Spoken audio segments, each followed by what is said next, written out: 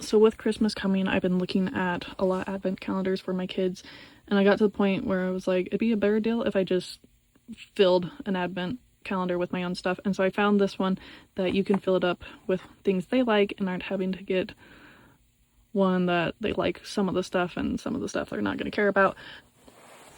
I can also mix it up with candy or whatever, and it grows with them. So every year as my kids get older, I can get gifts, advent stuff that's more catered to their age.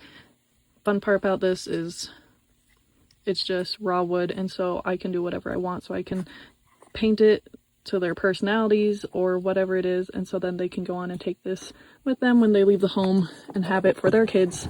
I'll just give you a closer look at the size of it. The measurements are on the page already, but this is more of a visual to see. It's really well built. It's all wood. Because some of those I have noticed that they look like they're going to be wood, but they're actually like cardboard or something. So this is going to actually last. And you can make it totally your own if you want to add numbers, colors, paint, or just, I've also debated on just leaving the raw wood. I love the look of the raw wood and just a nice clean look, or I might add some like gold numbers on. I haven't decided. So there it is in person. You have all 25 squares.